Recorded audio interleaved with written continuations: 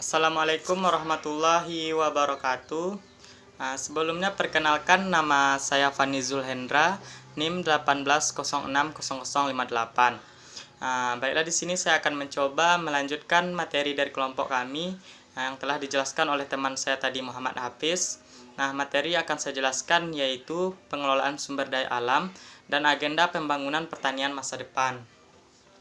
Baik, masuk pada materi yang pertama, yaitu pengelolaan sumber daya alam.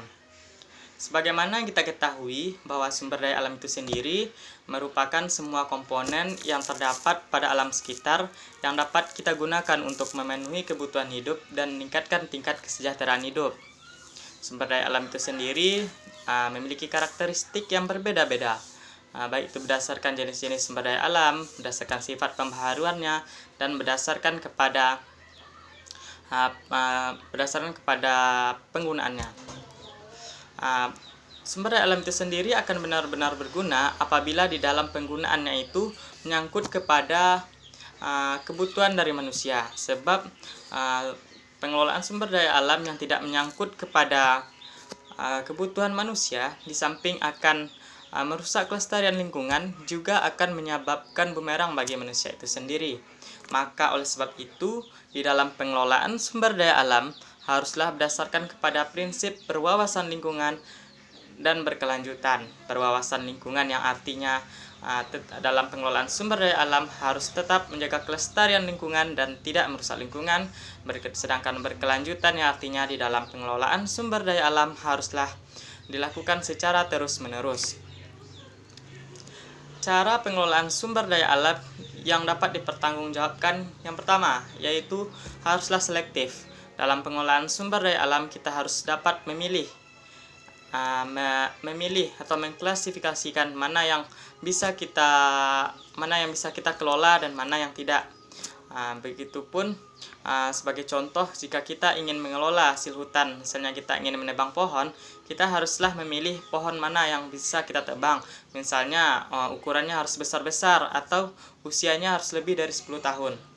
Yang kedua yaitu menjaga kelestarian lingkungan. Yang ketiga, perlunya penghematan sumber daya alam dengan cara mengurangi eksploitasi secara besar-besaran agar sumber daya alam tidak menjadi rusak ataupun punah. Kemudian yang keempat yaitu perlunya pembaharuan, seperti misalnya melakukan reboisasi atau penghijauan kembali, melakukan penanaman ladang secara bergilir, kemudian melakukan pengembangbiakan flora dan fauna secara modern, dan melakukan pengisian lahan baik itu di lahan kering maupun lahan basah. Contoh lestari dalam pengelolaan sumber daya alam. Yang pertama, pengelolaan sumber daya alam di bidang pertanian. Dalam pengelolaan sumber daya alam di bidang pertanian, mekanisme pertanian sangatlah menentukan dari hasil yang akan diperoleh. Upaya yang perlu kita lakukan ada dua, yaitu yang pertama penggunaan pupuk alami atau pupuk organik, yang mana pupuk organik ini merupakan suatu pilihan yang tepat di dalam pertanian, sebab kandungan mineral dan zat-zat yang terdapat pada pupuk organik itu sangat cocok untuk tanah, sehingga menyebabkan tanah itu menjadi lebih subur. Beda halnya dengan pupuk non-organik, di mana pada pupuk non-organik itu mengandung zat kimia yang susah untuk diuraikan oleh senyawa mikroorganisme yang terdapat pada produk pupuk non-organik tersebut, sehingga pupuk tersebut akan mengendap dan menyebabkan tanah pada lapisan bagian atas menjadi keras, sehingga tanah mengalami penurunan tingkat kesuburan. Yang kedua yaitu pengelolaan udara. Sebagaimana kita ketahui bahwa udara itu merupakan unsur yang sangat vital bagi kita sebagai makhluk hidup, di mana udara mengandung CO2, kemudian ada O2 dan lain sebagainya yang kita gunakan untuk bernafas. Upaya yang perlu kita lakukan untuk tetap menjaga kelestarian udara, yang pertama kita haruslah menggalakkan yang namanya penanaman pohon atau tumbuhan di lingkungan sekitar kita.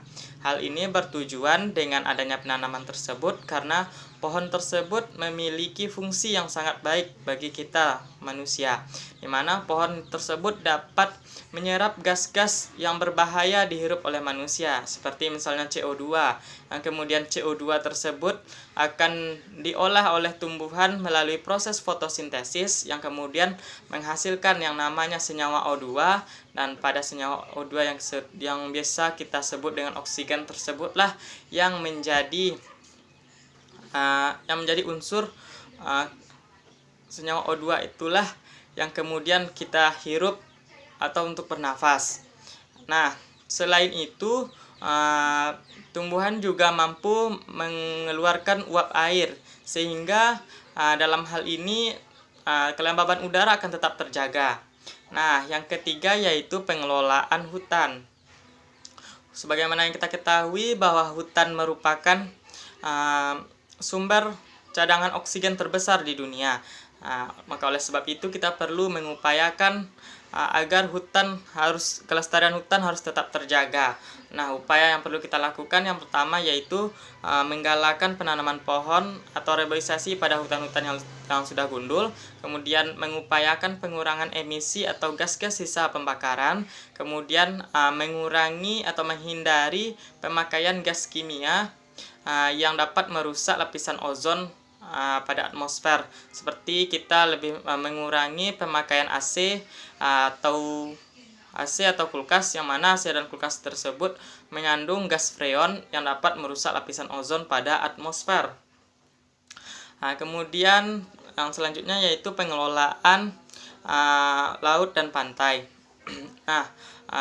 Untuk upaya yang dapat kita lakukan untuk pengelolaan laut dan pantai, yang pertama kita melakukan reklamasi pantai atau penanaman kembali tumbuhan-tumbuhan bakau yang sudah hampir punah yang terdapat pada pesisir pantai. Kemudian melarang pengambilan batu karang, lalu melarang penggunaan bom rakitan atau racun dalam pemburuan ikan atau penangkapan ikan di daerah laut ataupun pantai.